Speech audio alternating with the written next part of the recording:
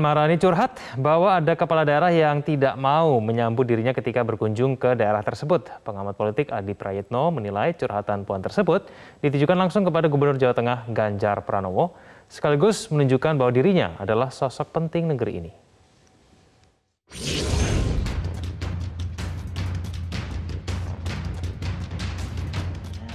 Ketua Dewan Pimpinan Pusat Partai Demokrasi Indonesia Perjuangan Puan Maharani kembali melontarkan pernyataan yang bikin heboh. Saat memberikan arahan dalam rapat koordinasi 3 pilar PDIP di Manado, Sulawesi Utara 9 Februari lalu, Puan Maharani mengungkapkan ada gubernur yang tidak mau menyambut dirinya saat turun ke daerah. Pengamat politik Adi Prayitno menilai curhatan Puan Maharani yang mengaku tidak disambut saat kunjungan ke daerah ditujukan langsung kepada Gubernur Jawa Tengah Ganjar Pranowo. Saat itu, Ganjar lebih memilih datang ke Jakarta saat Puan Maharani meresmikan pasar di Solo.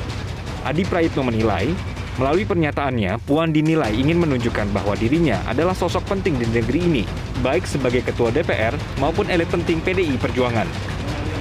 Tentu saja publik cukup yakin bahwa sebenarnya sindiran Puan Maharani ini ditujukan langsung kepada Ganjar Pranowo yang beberapa waktu yang lalu saat meresmikan pasar di Solo, tapi Ganjar Pranowo justru ke Jakarta menemui Presiden membicarakan tentang bagaimana menangani COVID. Ini agak rumit sebenarnya soal hubungan Puan dan Ganjar Pranowo. Dulu saat rapat konsolidasi di Jawa Tengah, justru Ganjar tidak diundang. Ini yang kemudian menjadi pertanyaan penting.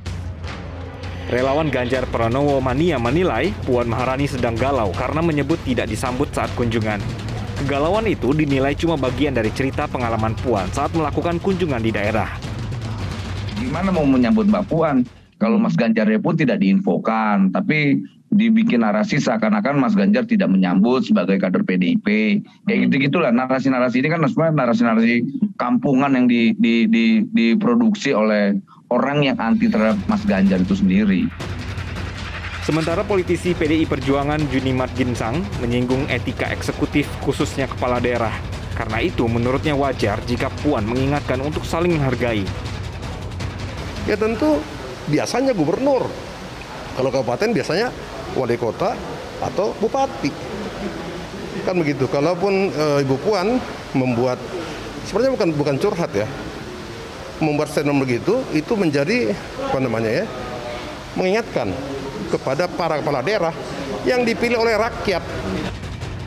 Ketua DPC PDIP Solo, FX Hadi Rudiatmo, melalui keterangan tertulis menyebut ketidakhadiran Ganjar saat peresmian Pasar Legi Solo karena tengah menghadiri acara presentasi mitigasi bencana di Jakarta. Pada saat itu, memang Gubernur Ganjar tidak mendapat pemberitahuan soal kedatangan Puan. Tim Liputan Metro TV. Pemirsa publik ini bertanya-tanya siapa sosok gubernur yang disindir oleh Puan, meskipun sebagian sudah bisa menebak siapa yang dimaksud oleh Ketua DPP Pusat PDI Perjuangan tersebut. Apakah benar sindiran Puan Maharani tersebut untuk Gubernur Jawa Tengah Ganjar Pranowo? Kita akan membahasnya bersama dengan Ketua DPP PDIP Arya Bima, Ketua DPC PDIP Surakarta FX Hadi Rudiatmo, dan juga ada pengamat politik Adi Prayitno. Mas Adi, Pak Rudi, dan Pak Arya Bima, selamat malam. Selamat malam Kevin. Oke, baik. Terima kasih telah hadir sama kami di Prime Time News. Salam sehat semuanya. Saya langsung kepada Pak Arya Bima dulu. Pak Arya Bima mungkin bisa langsung menjelaskan. Ini maksud dari Puan Maharani itu ke siapa sebetulnya? Apakah memang benar ke Ganjar Pranowo, Pak Arya? Begini, saya akan meletakkan masalah pada proporsi kewajaran saja ya. Bahwa hal tersebut sekarang dikapitalisasi menjadi satu isu yang seksi, menurut saya tidak perlu. Saya melihat begini, bahwa Mbak Puan hadir di sana dalam rangka acara internal partai, yaitu rakor 3 pilar. 3 pilar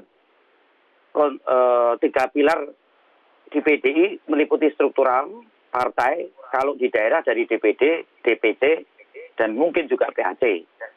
Kemudian pilar kedua adalah legislatif dari pusat yang diundang atau legislatif tingkat provinsi dan tingkat kabupaten kota. Dan juga 3 pilar ketiga adalah eksekutif dari gubernur beserta kepala daerah. Nah, saya akan menempatkan pada porsi kehadiran Mbak Puan di acara itu yang akhirnya muncul di publik potongan-potongannya memang kalau dilihat rangkaian keseluruhannya tidak akan terjadi seolah-olah Mbak Puan ingin ditinggi-tinggikan.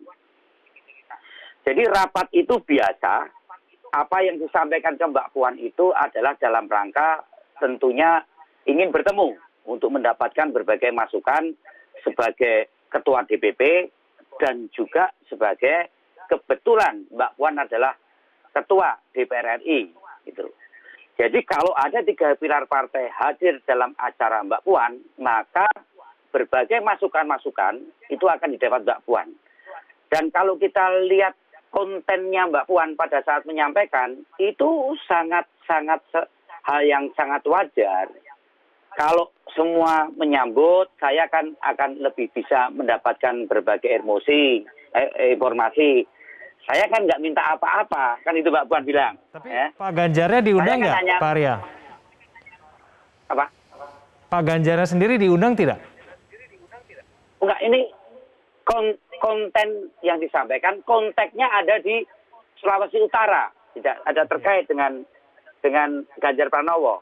Nah, pada saat Mbak Puan menyampaikan, kalau begini kan bagus, dia kan bisa mendapatkan berbagai informasi. Kenapa di dalam acara-acara itu tidak semua daerah, 3 pilar partai itu menyambut dan menghadiri acara seperti ada yang di Sulawesi Utara, gitu loh. Oke. Jadi Baik, menurut saya secara proporsional, kemudian isu itu mencuat. Seolah-olah ketidakhadiran pilar gubernur itu dikonotasikan is a Ganjar Pranowo, kan gitu. Jadi menurut saya apa yang disampaikan dalam konteks rakor 3 pilar dan juga kontennya Mbak Puan, saya melihat tidak ada sesuatu yang sebenarnya dipersoalkan pada aspek personal. Ya, karena Gubernur Maluku Utara juga PDI Perjuangan, ya gitu. Juga ada gubernur dari Kalimantan Timur. Nah, kemudian bahwa dikapitalisasi itu menjadi isu, sehingga substansi yang disampaikan Mbak Puan itu menjadi bias. Nah, saya pun juga menanyakan pada Ganjar. Saya akan langsung coba tanyakan dulu pendapat kepada Pak Rudi ya. Saya menanyakan pada Ganjar, Jar, apa bener kowe ora teko kan itu kan? Wah, yang aku diundang aku mesti teko kan itu. Jadi dalam hal ini tidak ada persoalan pada saat Ganjar nggak hadir di acara di Solo pun. Dia juga dalam kaitan izin ada acara di Jakarta. Menurut saya ini hanya kapitalisasi isu yang sebenarnya perlu dibesar-besarkan. Saya ke Pak Rudi. Kok Pak Rudi punya pendapat yang sama? Ya, rakerda di Sulawesi Utara itu kan rakerda 3 pilar. Sehingga kalau 3 pilar itu yang terdiri dari legislatif, eksekutif, dan struktural partai. Nah, sehingga struktural partai yang di sana kebetulan menjabat sebagai gubernur, bupati, wali kota ya pasti akan jemput karena rakerda partai. Nah, waktu beliau menyampaikan di Sulawesi Utara, tentunya lah kalau begini kan saya senang dijemput semua gubernur dan bupati wali kota yang dari PDI Perjuangan. Karena itu rakerda rapat 3 pilar. Nah kalau di Jawa Tengah kemarin, undangannya jelas kok, rakerda 3 pilar yang diundang struktur partai, kepala daerah, dan anggota DPRD Provinsi Jawa Tengah. Kecuali Gubernur Ganjar Pranowo tidak diundang. Nah kalau tidak diundang suruh jemput nanti salah. Tidak jemput salah. Nah, sehingga jelas itu yang disampaikan itu Ganjar Pranowo. Jadi mohon maaf. Seperti begini tidak perlu dikonsumsikan keluar. Itu kan masalah internal toh. Ganjar dipanggil aja. Kenapa kamu nggak jemput? Wong itu undangannya jelas. Rapat 3 pilar kecuali Gubernur Ganjar Pranowo yang tidak diundang. Baik Pak Rudi. Berarti Ganjar Pranowo memang tidak diundang ya ketika Puan Maharani ke pasar lagi di Jawa Tengah itu. Saya ke Mas Adi. Mas Adi, sebetulnya seberapa rumit sih hubungan antara Puan Maharani dan Ganjar Pranowo ini kalau Anda melihat mengenai isu ini? Dengan statement ini justru semakin menebalkan bahwa hubungan Mas Ganjar dengan Mbak Puan itu tidak baik-baik saja dalam konteks apa yang kemudian kita bicarakan menuju jalan panjang 2024 ya. Kenapa kita sebut tidak baik-baik saja? Karena sindirannya untuk kali ini, bagi saya yang melihat dari jauh, cukup agresif dan cukup luar biasa ya Mas Kevin ya. Bahkan ada statement-statement misalnya mestinya kader PDIP itu tahu diri gitu ya, mengukur diri. Kalau ukuran bajunya S, jangan pakai baju L. Kalau ukurannya M, jangan pakai ukuran yang lain. Itu statement-statement yang menurut saya cukup menjurus gitu kepada orang yang kemudian dinilai tidak menyambut Mbak Puan saat melakukan kunjungan kerja ataupun saat kunjungan ke daerah-daerah. Saya agak jarang sebenarnya melihat Mbak Puan itu bicara to the point, bicara soal tahu diri di partai, bicara soal bagaimana kader harus menyambut misalnya pimpinan di daerah-daerah kalau sedang melakukan kunjungan kerja. Poin saya adalah ini kan sebenarnya ingin menegaskan bahwa Mbak Puan mestinya harus disambut dengan sukacita karena mengingat Mbak Puan ini adalah orang penting, ketua DPR dan tentu saja sebagai orang yang menjadi elit di DPP saat ini. Kok ada berani-beraninya gubernur yang kemudian di Jawa Tengah yang kita yakini yang dimaksud itu tidak menyambut dalam rapat konsolidasi itu. Kan itu poinnya yang kemudian semakin mengeraskan seakan-akan hubungan antara dua kader terbaik PDIP saat ini itu tidak baik-baik saja. Dan sekali lagi ini pasti dikaitkan dengan bagaimana peta dan roadmap Pilpres 2024. Mungkin Bang Arya Bima menyatakan ini biasa-biasa saja disambut. Tapi bagi kita yang melihat dari jauh ini justru tidak baik-baik saja. Saya melihat mestinya ini menjadi konsumsi internal ya. Bagaimana memang soliditas kader itu ditunjukkan, kalau yang tidak hadir dikritik, bahkan mungkin juga bisa dalam tanda kutip ya, dipecat. Tapi kalau ini kemudian disampaikan dengan publik sudah menjadi konsumsi media, tentu menjadi konsumsi siapapun untuk menyampaikan gagasan-gagasan yang terkait dengan dilema dan kekisruhan ini. Poinnya di situ sebenarnya. Bahkan kalau mau ditafsirkan secara ekstrim, Mbak Puan ingin mengatakan bahwa harus tahu diri kader-kader PDIP itu, siapa yang tuan rumah dan siapa yang ngontrak di kader partai itu. Oke. Baik, apa kemudian pengaruhnya hal ini terhadap elektabilitas partai? Kita akan bahas itu saja. Pemirsa jangan kemana-mana, Prime Time News akan kembali. Kembali bersama kami di Prime Time News, saya kembali kepada Pak Rudi. Pak Rudi, kalau Anda membaca sendiri sebetulnya pernyataan dari, ataupun sindiran ya dari Puan Maharani ini memang maksudnya untuk apa sih sebetulnya, Pak Rudi? Apakah memang ada hubungannya dengan Pilpres di 2024? Saya tidak pernah mau menghubung-hubungkan, Mas. Namun yang penting kalau hal seperti ini kan masalah internal. Panggil aja Ganjar, tidak datang kenapa, selesai. Namun yang jelas, saya ini kan kader partai yang bagaikan lilin, toh Mas. Kader partai yang bagaikan lilin itu siap berkorban membakar dirinya sendiri untuk kepentingan PDI Perjuangan. Setelah tidak dipakai, diklemprakkan, saya tidak sakit hati kok itu. Namun semua juga harus dipahami bahwa kita itu sama-sama punya kewenangan yang sama. Saya bertugas di tingkat kota di DPC Kota Surakarta, Mbak Puan itu di tingkat seluruh Indonesia. Nah, sehingga porsi saya itu saya harus menerangkan bahwa PDI Perjuangan itu begini loh, lilin. Dan korbannya ya membakar dirinya sendiri setelah tidak dibutuhkan, dikelempar, digeletak-geletak itu saya tidak pernah sakit hati dan sebagainya. Tetapi semua harus sama-sama dihargailah. Ganjar Pranowo ketika Rakerda di Jawa Tengah memang undangannya bunyinya jelas. Rapat 3 pilar kecuali Gubernur Jawa Tengah. Nah, yang diundang itu hanya wali kota, bupati, struktural partai, dan anggota legislatif. Nah, sehingga kalau tidak diundang, suruh jemput nanti salah. Tidak jemput salah ya Mas Ganjar waktu itu di Jakarta. Nah, sehingga hal ini tidak perlu sindir-menyindir. Wong kita satu rumah kok. Satu rumah sama satu perjuangan untuk meraih sebuah kekuasaan untuk kesejahteraan rakyat. Saya sudah pernah jadi akar sampai hari ini. Pernah jadi lilin, Mbak Puan belum kok. Baik. Pak Arya, ini sebetulnya persoalan internal katanya. Tidak perlu kemudian diungkapkan kepada publik karena publik membacanya ini hubungannya tidak baik-baik saja antara Ganjar dan Puan. Bagaimana Pak Arya? Oh ya, tradisi di PDI Perjuangannya yang namanya rakor tertutup itu tidak ke publik. Jadi ini adalah sesuatu kebocoran atau yang dibocorkan. Jadi yang namanya pengarahan dari Ketua DPP dalam ini Mbak Puan terkait dengan konten itu sebenarnya itu konsumsi internal. Ini yang perlu saya tegaskan kembali bahwa pembicaraan kehadiran 3 pilar di dalam hal terkait dengan persoalan daerah yang di mana Mbak Puan adalah Ketua DPRD dan bermaksud baik untuk menampung berbagai persoalan karena Mbak Puan mempunyai kewenangan juga di dalam mengusulkan berbagai politik anggaran untuk lebih lebih memfungsikan ini dalam hubungan antara pusat dan daerah, itu adalah sesuatu substansi dari pertemuan itu. Kemudian ada beberapa hal yang perlu dikonsolidasikan untuk kehadiran 3 pilar partai. Itu adalah sesuatu yang ditradisikan di PDI Perjuangan. Yang jadi masalah pada saat ini kemudian dihubungkan dengan Ganjar Pranowo. Ganjar Pranowo pertemuan dengan Mbak Puan di acara-acara kemarin misalnya tabur benih sangat baik. Ganjar diundang di acara konsolidasi eksekutif di DPP 1 minggu yang lalu, tidak ada masalah. Jadi menurut saya memang ada kekurang harmonisan Ketua DPD PDI Perjuangan Jawa Tengah sebagai pengundang. Jadi kalau yang tidak mengundang itu Ketua DPD, jangan disalahkan Mbak Puan, begitu.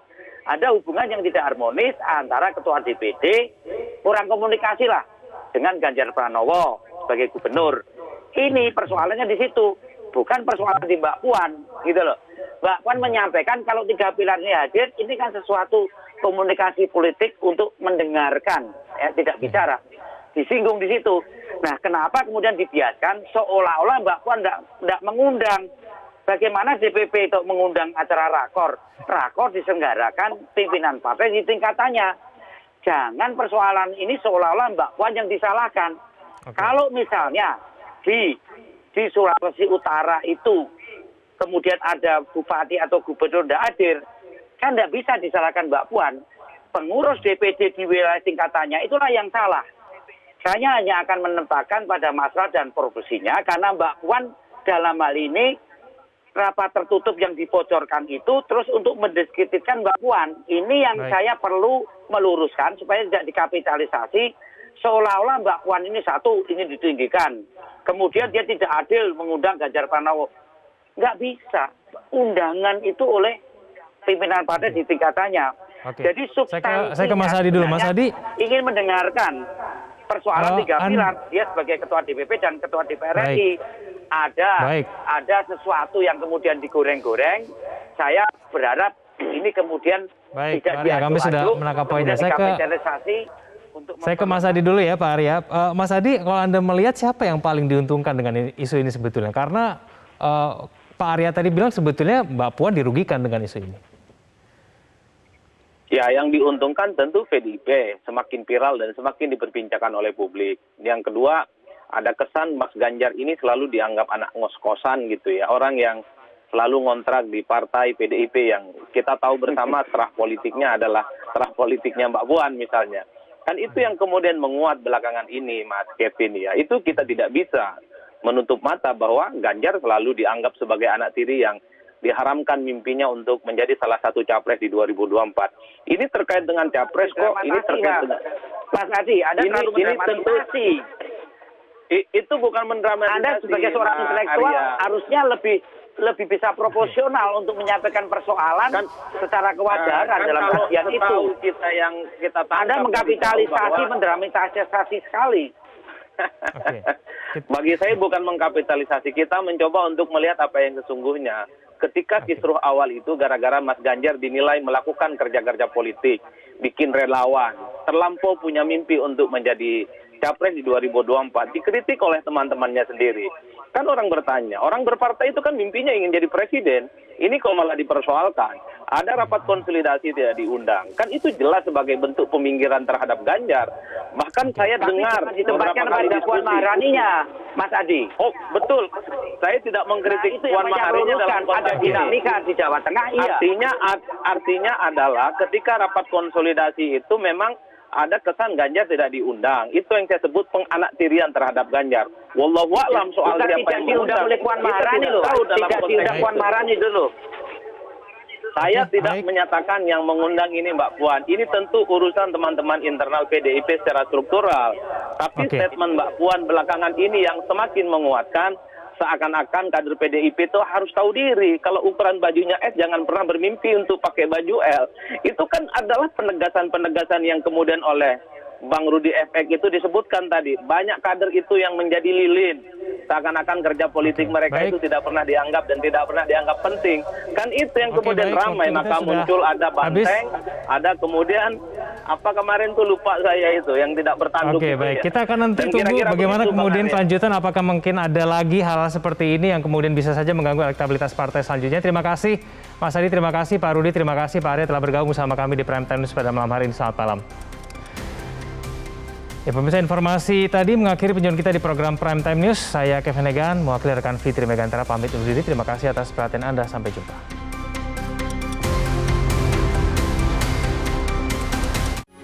Metro TV